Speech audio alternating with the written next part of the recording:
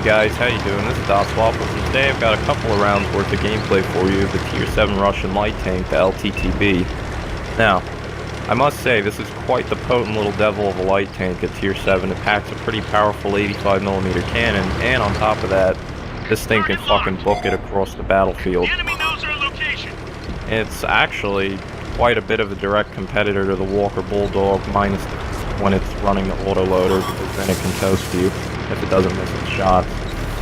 Yeah. Only major negative to this light tank, and that's one thing that the Bulldog will always have over this thing, is gun depression. You don't get a lot of it with this light tank, unfortunately. However, nonetheless, this thing is still a great light tank, and in the short time that I had it, honestly, it's become one of my favorite light tanks in the entire game, to be honest with you. But yeah, I guess digressing away from the tank for a moment, I wanted to go ahead and apologize for not uploading on the weekend. I was kind of a little bit busy with, I guess, to make a sorry, no one wants to make a short story long. What I meant to say was, to make a long story short, I was basically taking care of a couple of things in terms of progressing my education and readjusting my educational path a little bit, so to speak. But yeah. Anyways, that's why I didn't upload on the weekend, because I was a little busy with that. And next weekend I'll probably, if I have the time, like I said, I wanted to upload some other game. Probably something old, from like, I guess, 360 or something backwards compatible as a little bit of a throwback or something. Yeah, anyways, now that I've addressed that, I'll go back to the gameplay here for a moment. I'll say this now, and you've probably already seen it a little bit in this gameplay. I don't exactly play like the proper light tanker in terms of, where I'm putting myself on the map and how I'm traversing the map. However, as you'll see right here, I at least know when I need to get the hell out of where I am, because there is no way in hell I was taking on that Tortoise and Tiger 2 from the front. But yeah, you'll see it more in the second gameplay. I get a little reckless, especially with a couple of TDs in the second gameplay, in terms of trying to take them head on. Because to be quite frank with you, both of the gameplays that I have here, I wasn't expecting to record them, but they turned out quite interesting, so I went ahead and kept them. So, because I wasn't recording, I wasn't exactly, at the time, I wasn't exactly playing like, with my mind set on, you know, trying really hard and whatnot. I mean, I still tried, of course. Being a team player and doing what I could to support the team and take out the enemies and whatnot, you know. But, yeah. Not the most, pretty light tanking, for lack of better terms. So yeah, I rammed this guy because I was gonna just shoot him, but the thing is, that's a Lycan. He's got an autoloader, I don't. He could have just turned around and clipped me, so I figured the best way to get him out of the way was to ram him. Because, I mean, you know, you're Russian, you have to ram things. But no. That's not necessarily true.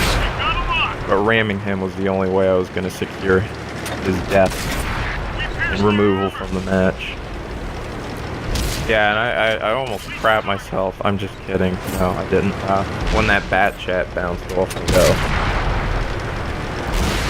And he's dead. So that wraps up the first match. Like I said, the only thing... Actually, I may have not said this, but the only thing you missed from the beginning of this match is prior to catching the recording, I did spot a 183 and light him up with some spots.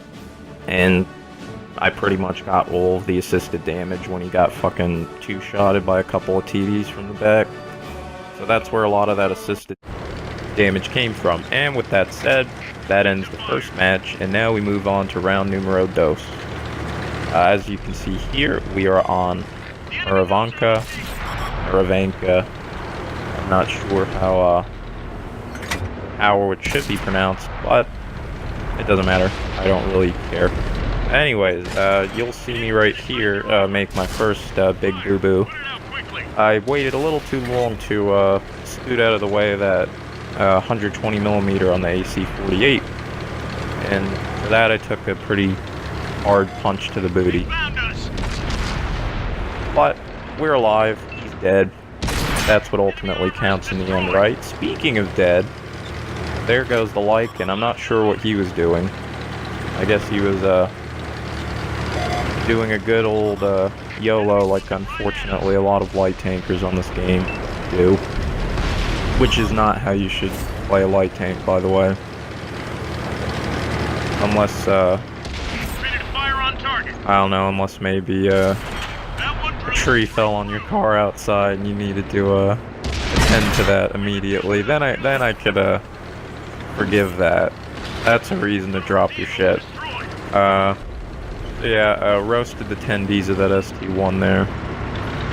By the way, for the longest time I thought it was an STI. I thought that was an I at the end of that tank name, but no, apparently it's one. Honestly, I could care less which way you pronounce it. But, yeah. Anyways, right there you'll see me act like a gargantuan retard for a moment. Quite frankly, I was just having one of those moments where you kind of space out and you don't realize what you're doing when you're doing it. And I was like, yeah, you know, I'm just gonna pull out in front of the tortoise while he's rocking the 120mm on that bad boy. Yeah, you're probably gonna think now, the best course of action would be to play the rest of the match while being cautious, because, you know, I'm running on fumes in terms of hit points, but no. I decided to throw logic out the window and gun it for the artillery, because they didn't exactly defend this side very well, and I wasn't worried about that Borsig hitting me from long range, because honestly he looked a bit stupid to begin with. He wasn't hitting many of his shots. You'll see here he even waits way too long to start paying attention to me. And for that, I ultimately punish him, as you'll see here, giving him the good old ring around the rosy. And we rack up another kill, and the enemy loses another one of their comrades. So, it's a good trade for us. And you'll see me in a second here, I'll take like a quick glance, and the reason I did that was because I wanted to make sure that he was actually AFK. And as you saw there, he wasn't even budging an inch. So I decided, you know what? I'm gonna go rack up some free damage, even though it wasn't a lot, because the other guys with me lit him up pretty hard once I spotted him. But hey, damage is damage. So yeah, let me digress though from the gameplay for the remainder of this video, because I don't have a lot more time left.